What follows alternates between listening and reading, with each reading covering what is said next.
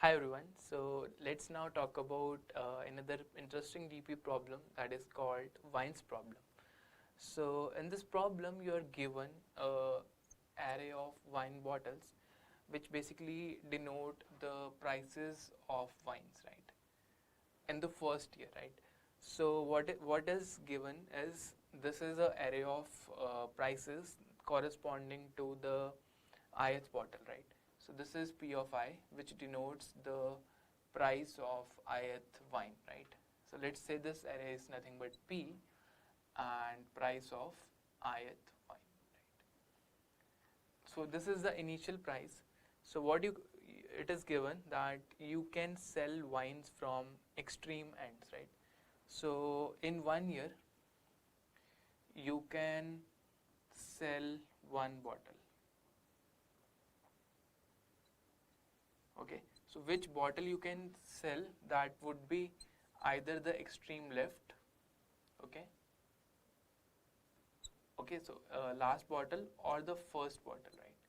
So in this array, for example, in the first year you can either sell this bottle or you can sell this bottle, and it is also given the prices of wines increase, right, every year. They increase every year, and basically in the ith year, right, or let's say in the yth year, your price of the bottle Pi would become Pi into Y. For example, in the first year, if these are the prices, then in the next year the prices are going to get doubled. For example, let's say 2 will become 4, 3 will become 6, 5 will become 10, and 1 will become 2, and 4 will become 8. So these are the prices you will have in the second year, right? In the third year, the prices will become 3 times. In the fourth year, the prices will become 4 times. And in the final year, when you have to sell only one bottle, the prices will become 5 times, right? So it's not you have to sell exactly one bottle in 1 year. So the question is about, again, optimization. You need to find out what is the maximum profit you can make by selling all the bottles. So maximum profit you can make by selling all the bottles, and it is clear that if you have n number of bottles, it would take n years to sell all of them, right? So again, let's think how to solve this problem, right? So again, I would start with the contradictory or the wrong approach that some of you might think. So some of you might think that, okay, that prices are going to get increased, so let's first sell that bottle which is cheaper. So in case of 2 and 4, if you sell 2 first and if you sell 4 later, then price of 4 will increase more than the price of 2 and you will get more profit. So let's say what the greedy approach is going to give us, right? Okay, let's say we have a choice between 2 and 4, so we will sell second bottle in the first bottle in the first year, ending up in a profit of 2 into 1. Then we will have a choice between 3 and 4. So okay, we will say, okay, we will sell the third bottle first, so we will get 3 into 2, 6 rupees. So here I am multiplying the year number with the bottle price because the prices are going to get increase. So now we are left with these bottles. So between 5 and 4, we will sell 4 first because 4 is a smaller number. So it will give us 12 rupees, plus 1 and 5, we will sell 1 first in the fourth year, plus we will finally sell 5 in the fifth year. So this becomes 25 plus 24, 29, and 12, 41, 47 and 2, 49. So this gives us 49 rupees. Okay. So another thing that we can do is that we will say, okay, let's think of something different, right? Maybe I do not want to sell these bottles in this order. Maybe some order, right? Some other ordering, right? Instead of using this ordering, I say, okay, I will use some other ordering, and now my price, it's going to look something like this. Okay, so yeah, between 2 and 4, again let's start with 2. We sell 2 in the first year, then we will sell between 3 and 4. We can chase, okay, let's sell 4 in the second year, and between 3 and 1, okay, we are left with these bottles. So I will sell 1 in the third year, I will sell 3 in the fourth year, and I will sell 5 in the fifth year. So this will eventually give me, this is 25 plus 12, 37, plus 3, 40, 48, and this is 250. Right? So you can definitely see that we are able to get a better answer what we were getting from a greedy approach. So again, this greedy approach is going to fail. Right?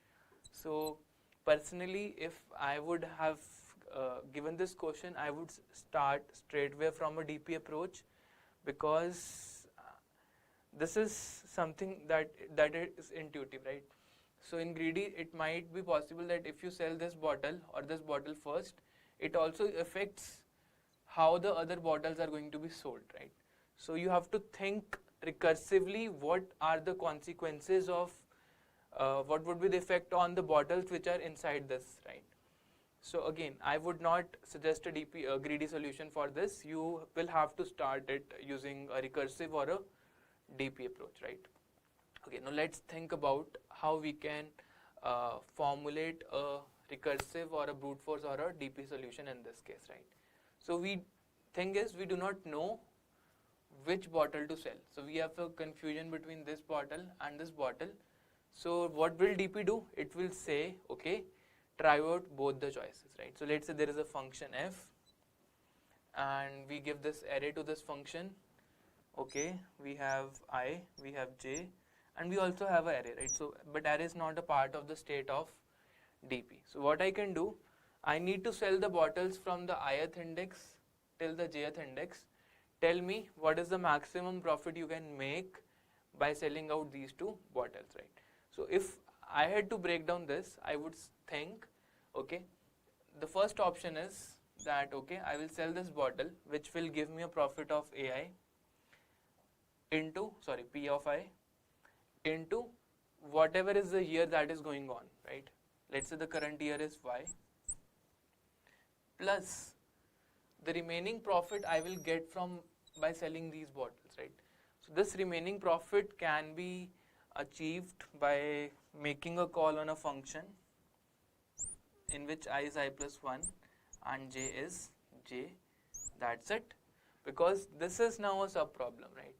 So DP knows, the recursion knows how to solve this sub problem.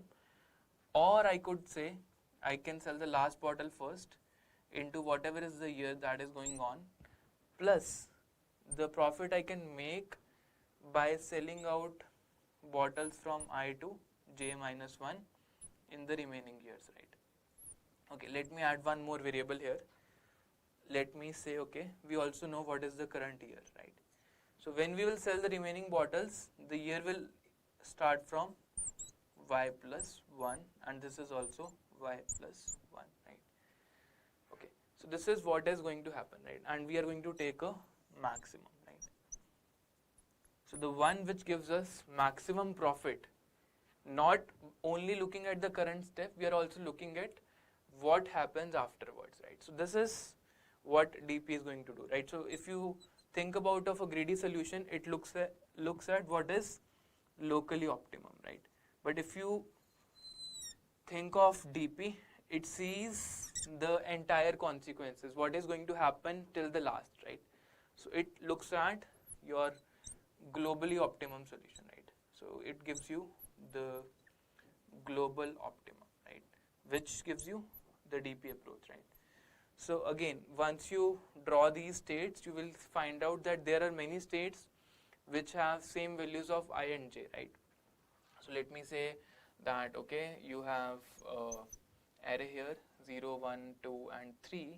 You can make a call on, you start with the state 0, 3, you can make a call on 0, 2, or you can make a call on 1, 3. From here you can make a call on 0, 1, or you can make a call on 1, 2. From here you can make a call on 1 comma 2, and you can make a call on 2 comma 3, right?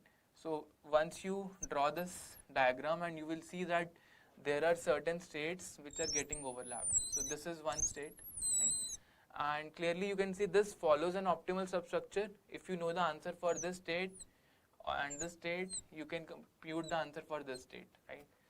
Because you need to, let's say this answer is x, this answer is y. So the answer for this state is nothing but maximum of x comma y. So it follows the optimal substructure property, plus you can see that these two states are overlapping states, right? So it has overlapping subproblems. So that is why this is going to be solved using a dynamic programming. So this recurrence relation you can definitely implement in a top-down manner and get your answer. And what would be your base case? What would be the smallest possible case? Okay, so if I becomes greater than j, right, that means no bottles are left in your array. You can say your answer is going to be 0. So just return a 0 if I is greater than j, which means no bottles are left, right? And in the next part, I am going to explain you the bottom-up approach for solving the same problem. So thanks a lot. See you guys in the next part.